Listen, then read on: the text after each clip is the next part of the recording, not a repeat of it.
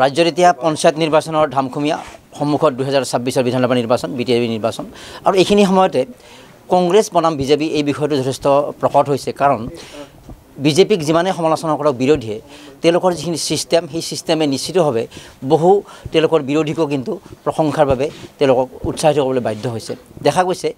পঞ্চায়ত নিৰ্বাচনৰ ইতিমধ্যে প্ৰাৰ্থী তালিকা তেওঁৰ বিভিন্ন বিষয় হিমন্ত বিশ্ব শৰ্মাই কিমানখন সভাত ভাষণ দিব সকলো তেওঁলোকে সিস্টেমেটিকেলি আগবাঢ়িছে কিন্তু এইখিনি সময়তো কিন্তু বিজেপিয়ে মিত্ৰতা হ'ব নহ'ব বিহুত বহিম এই ধৰণৰ কথাতে আছে আমাৰ লগত বেদব্ৰত বৰা আছে অৰুণজ্যোতি ভূঞা আছে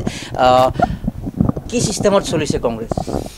চাওক পঞ্চায়ত নিৰ্বাচনৰ কথাটো হ'ল যে গাঁৱৰ ৰাইজৰ হাতলৈ ক্ষমতা বিকেন্দ্ৰীকৰণ ক্ষমতা মানে কি অৰ্থনৈতিক ক্ষমতা আৰু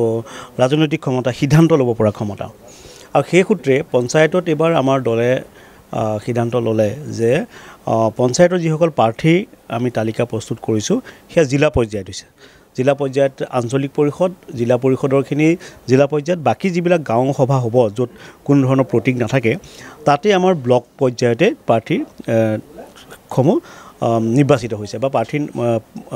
তালিকা প্ৰস্তুত হৈছে তো সেইকাৰণে পঞ্চায়তত যিটো ৰাইজৰ হাতলৈ ক্ষমতা যোৱাৰ যিটো নীতি সেই নীতি আমি প্ৰাৰ্থীৰ তালিকা ক্ষেত্ৰতে আমি ইমপ্লিমেণ্ট কৰিছোঁ চ' আমাৰ সভাপতি ভূপেন কুমাৰ বৰাই কালিও ইতিমধ্যে আপোনালোকৰ আগত কৈছে সংবাদমেলৰ যোগেদি যে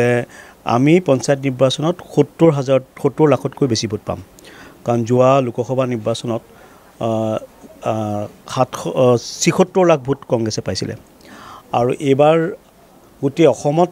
যদি পঞ্চায়ত নিৰ্বাচন হ'লে কাৰণ পৰিষদীয় নিৰ্বাচন বেলেগত আছিল তেতিয়া 80 লাখতকৈ বেছি ভোট পালোহেঁতেন আৰু কথাটো হ'ল মূলতঃ যে এইখন যিখন চৰকাৰ হিমন্ত বিশ্ব শৰ্মাৰ নেতৃত্বাধীন যিখন চৰকাৰ এই চৰকাৰখনে ফাঁকি ফুকা বিভিন্ন ধৰণৰ আৰু আপুনি চৰকাৰখনে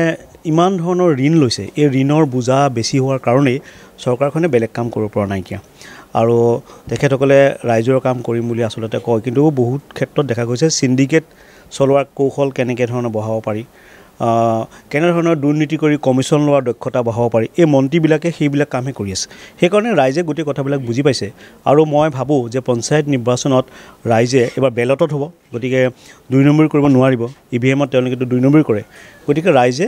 বিৰোধী সপক্ষে কংগ্ৰেছৰ সপক্ষে ভোট দিব আপুনি আৰু এটা কথা কৈছে যে অন্যান্য দলৰ লগত কংগ্ৰেছে কি ধৰণৰ সম্পৰ্ক ৰক্ষা কৰিছে বা বিৰোধী ঐক্য ক্ষেত্ৰত কংগ্ৰেছৰ স্থিতি কি বিজেপি যে ইমান আগবাঢ়ি আছে সো সিস্টেমেটিকেলি কামবিলাক হৈ আছে কিন্তু আপোনালোকৰ বহুত পিছ পৰি থাকে বিজেপি আগবাঢ়িবই কাৰণ বিজেপি 9 বছৰহে হৈছে তেওঁলোকে যদি সিস্টেমেটিকত নাযায় তেওঁলোকে হাৰি যাব আকৌ সেইকাৰণে তেওঁলোকে ক্ষমতাত থাকিবৰ কাৰণে সিস্টেম অলৰেডি সিস্টেমাইজ হৈ আছে আপুনি কংগ্ৰেছৰ চাওক 150 বছৰীয়া পুৰণা এটা দল আমাৰ ৰাভা হাছঙত 36খনৰ ভিতৰত মাত্ৰ এখন পালে আপোনালোকে চাওক এতিয়া মই আপোনাক কৈছোঁ ধন বল আৰু জনবল আমি জনবলত সঠিক আছোঁ ধনবলত আমি নাই ৰাভা হাছঙত হয় যি ধৰণৰ তেওঁলোকে টকা পইচা ব্যৱহাৰ কৰিছে আৰু যথেষ্ট পৰিমাণে তেওঁলোকে অনিয়ম কৰাৰো অভিযোগ আছে সেই অভিযোগবিলাক আমি সময়ে নিৰ্বাচন আয়োগকো জনাইছোঁ গতিকে এইটো কথা নহয় যে আপুনি আৰু এটা কথা মন কৰিব যেতিয়া কংগ্ৰেছৰ শাসনত আছিলে বা যেতিয়া বিজেপি বিৰোধীত আছিলে এই যিবিলাক পৰিষদীয় নিৰ্বাচন হয় তাত শাসক দলটোৱে সাধাৰণতে তেওঁলোকৰ ফালে আচলতে ভোটটো যায় তাৰ বিভিন্ন ধৰণৰ কাৰণ থাকে আপোনালোকে জানে মাজতে এক মিনিট ৰখাইছোঁ ভোট পোৱাটো ভোট দিয়াটো পাব্লিকৰ বিচাৰ্যৰ বিষয় কিন্তু সেই ভোট দিবৰ কাৰণে যিটো পলিটিকেল ইঞ্জিনিয়াৰিং লাগে যিটো পৰিৱেশ ৰচনা কৰিব লাগে যি সময়ত ৰাভা হাছঙৰ প্ৰচাৰ অভিযান চলি থাকে তেওঁলোকৰ কি দিলীপ শইকীয়া তেওঁলোকৰ মুখ্যমন্ত্ৰী বা বহু মন্ত্ৰীয়ে তাত জঁপিয়াই পৰে কিন্তু একে সময়তে আপোনালোকৰ জিতেন্দ্ৰ সিঙে তেজপুৰত গৈ সংগঠনৰ মিটিং কৰি থাকে বা আপোনালোকৰ নেতাসকল আসন নোপোৱাৰ পিছত আপোনালোকৰ সভাপতিয়ে কৈছে হয়তো আমি যেনেকৈ লাগিব লাগিছিল লাগিব নোৱাৰিলোঁ ভোট দিয়াটো ৰাইজৰ বিষয় আমি প্ৰশ্নটো এইটোৱে ক'ৰবাত কংগ্ৰেছে সেই পৰিৱেশ ৰচনা কৰিব যিটো কাম কৰিব লাগে সেই ক'ৰবাত আপোনালোকে বহুত পিছুৱাই থাকে নেকি at the end of the day মূৰামূৰি সময়ত কৰে বা কেতিয়াবা নকৰে চাওক কংগ্ৰেছৰ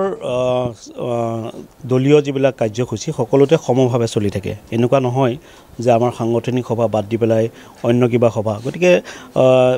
আপুনি যিটো কথা কৈছে তাৰ দুদিন আগত ভূপেন কুমাৰ বৰাই ৰাভা হাছঙত দীঘলীয়া সময় ধৰি পেলাই কেম্পেইনিং কৰিছে আমাৰ মীৰাবত ঠাকুৰ কেম্পেইনিং কৰিছে ৰেকিবুদ্দিন আহমেদ নন্দিতা দাস আজি বিধায়কসকলে কেম্পেইন কৰিছে কিন্তু এইটো হ'ল দিল্লীৰ সাংগঠনিক দিশৰ এখন সভা আছিলে তেজপুৰত